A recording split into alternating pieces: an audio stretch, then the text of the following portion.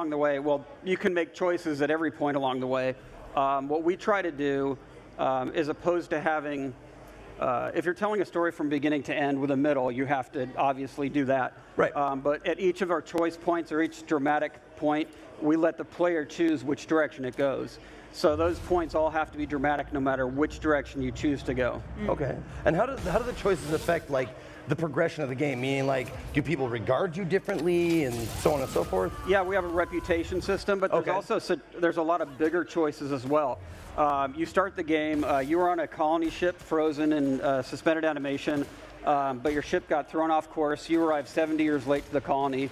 A mad scientist wakes you up and says he needs your help to unfreeze the rest of the colonists. Okay. And you can side with him and help him in his quest, or you can turn on him the first chance you get and side with the board, which is the corporate entity that runs the colony. So micro and macro choices all across the board. There's a really interesting dichotomy there, be the hero or be the villain. And there's a lot of this idea of like the corporations are really at the core of this. Are you going to kind of side with them, I guess, or work against them? And that sounds very much like something that has something of a message. Is there a message to this game or a question that it asks you? We try not to be really heavy-handed about it. Good. Thank you. We're really all about humor and entertaining or entertainment. Games are supposed to be fun, but at the same time, we really like to mix that silly humor with some darker edge to it.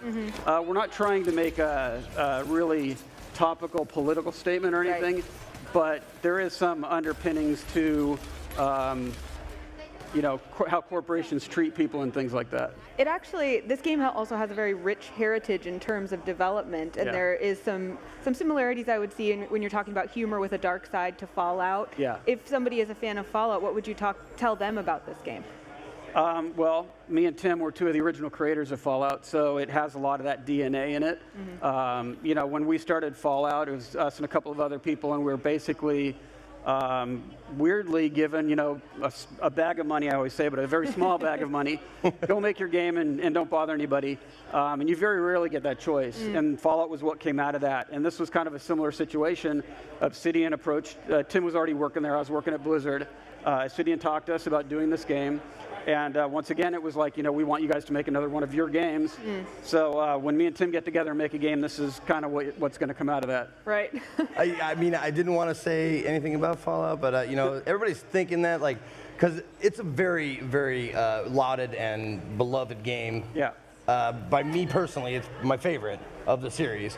But like, a lot of people wanted to know, like, what are you guys doing that's new? Will we see like all this kind of stuff that will give us some sort of not nostalgia, but like a throwback, like to the feeling that it gave us, the first game gave us.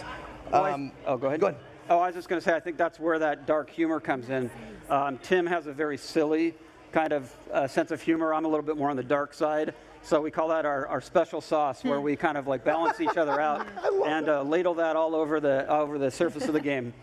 Okay, that's got to go on the box. It's like there's special sauce all over this game. We're ladling lots of special sauce.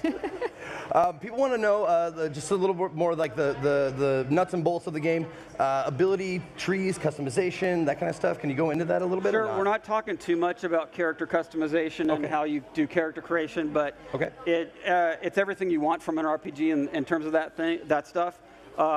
We've given you the tools to make any character you want, like I said before. There's a lot of different ways to play the game. There's a new thing called leadership, which means that if you take a lot of skills, put a lot of your skill points into inspiration and determination, which make up leadership, your companions get even better. They can become almost unstoppable, and it's almost like you're commanding or in charge of a squad, sending them in to clean people up. And my latest playthrough, I'm doing a talking character with my companions doing all of the heavy lifting. See, I always do that. I'm always like, whatever charisma stat it is, I always pump that up because I want dialogue choices. Yeah, well, I'm heavily involved in the writing and story, so of course I always lean towards that. But even then, I was like, oh, my companions are having too much fun. I had to put some points into my long guns.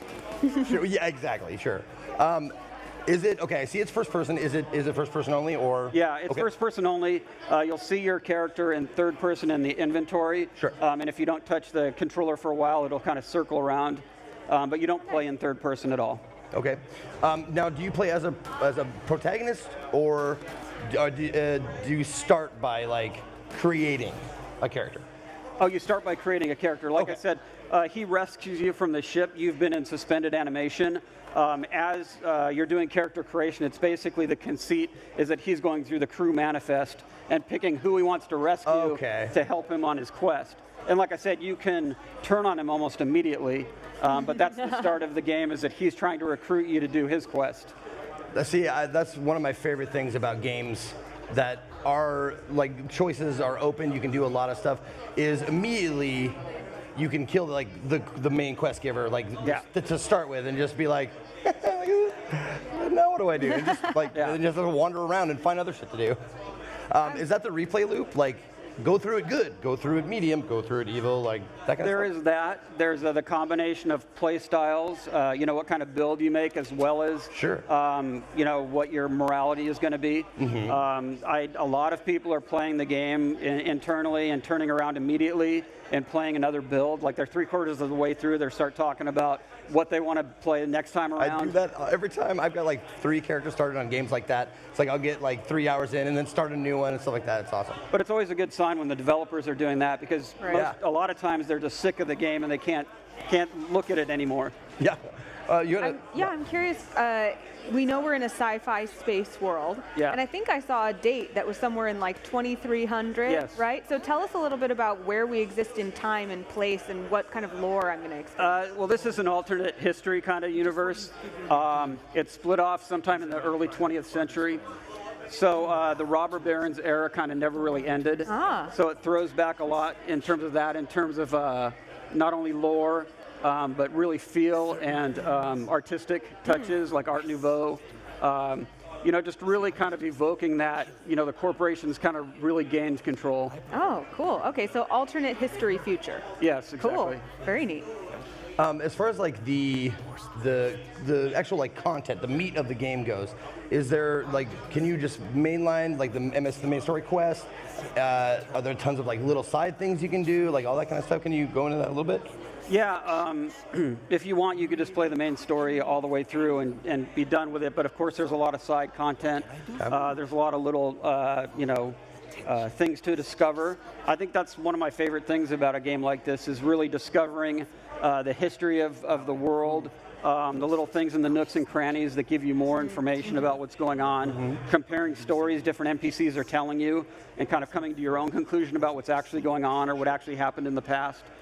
We try to be very open in terms of what we're saying definitively inside the game itself. A lot of stuff is left open for you to decide kind of who's telling the truth and what really is going on.